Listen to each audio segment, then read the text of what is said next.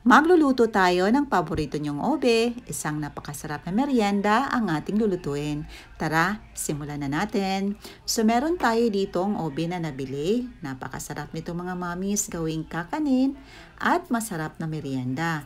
Ayan, binabalatan lang natin ito. At slice ng pa-cubes.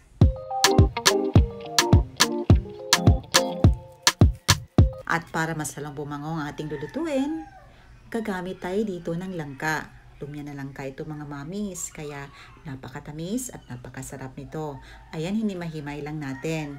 Meron din tayong obe halaya. Nahulaan nyo na ba mga mamis kung anong ating lulutuin?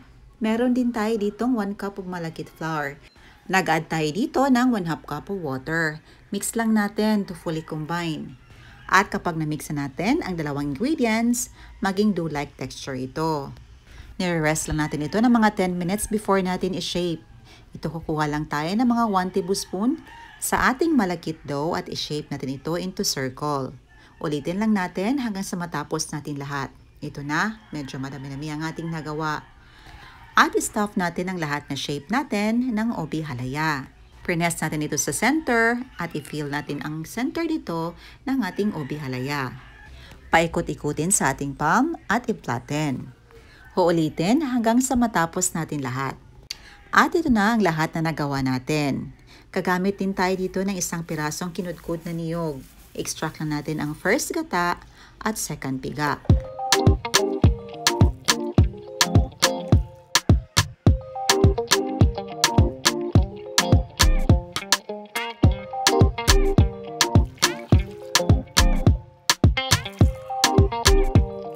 At ito na ang ating second piga na gata. Sa ating kawali, inilagay natin ang ating in-slice na obe. At lagyan natin ang second piga na gata.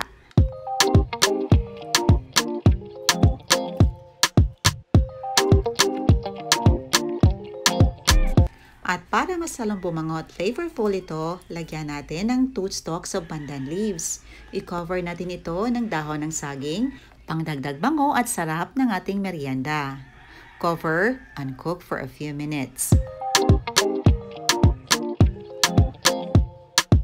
Ito na, after a few minutes, luto na ang ating obe.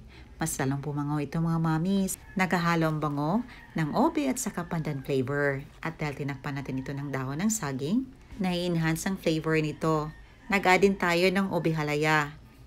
At ang ating obe palitaw na ginawa natin kanina.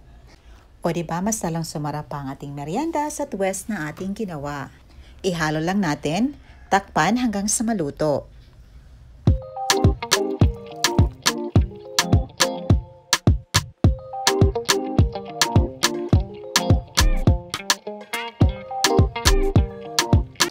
At ito na, after a few minutes, naluto ng palitaw natin. Ini-add na natin ang ating lumpia na langka. Ihalo.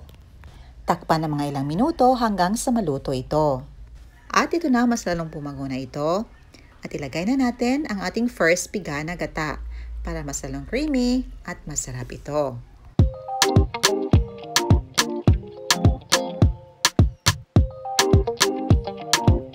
I-mix lang natin hanggang sa ma-fully combine ang lahat ng mga ingredients.